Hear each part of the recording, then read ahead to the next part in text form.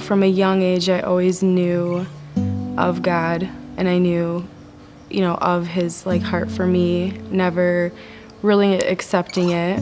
I got married at 21 and I divorced him at 22. I didn't want to deal with it. And a year later, I remarried the same guy. I made another covenant before God. It got hard and I bolted again. I was in a very, very low spot, and I started to get into drugs heavily there and partying and whatnot.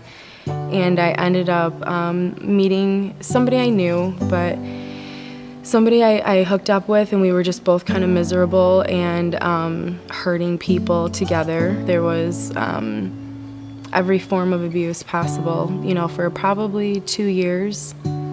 And we just carried on until I got pregnant.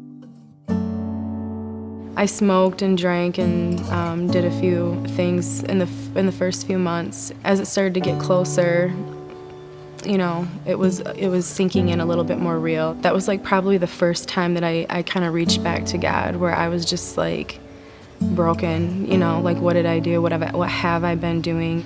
So every day I just kept praying over her. I would pray over her and just keep rededicating, she's yours, she's yours. Her father at that point, when I was in the hospital with her, he left and went on a bender.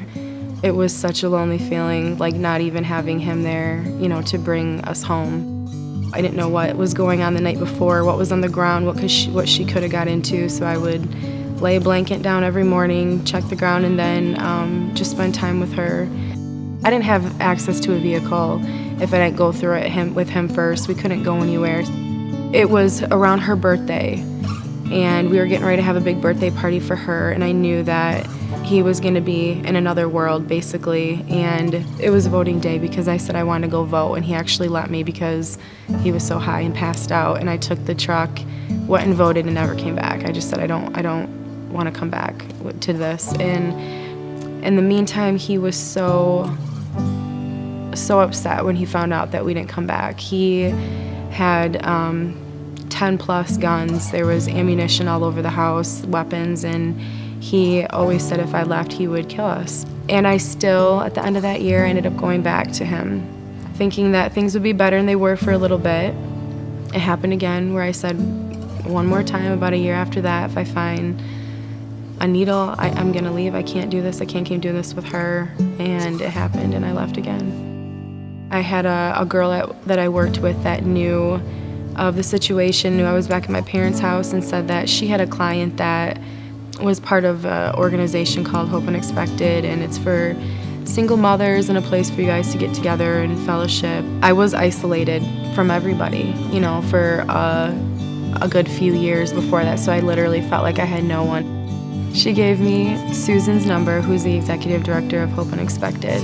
I mean, the first time I talked to her, I just broke down in tears. I just felt the Holy Spirit come over me, that this was a God thing, so I was just very thankful for her, and right away got me plugged in with a mentor. The counseling services have been huge for me. I know that she seeks God out and prays and just is directed by the Holy Spirit in what avenue she should go, and this counselor, I'm just so thankful with how God uses her in my life. The fellowship with these girls who are trying to parent, you love your children, you want to do what's right, and you don't really get that environment out there. The accountability and the encouragement along the way has been huge.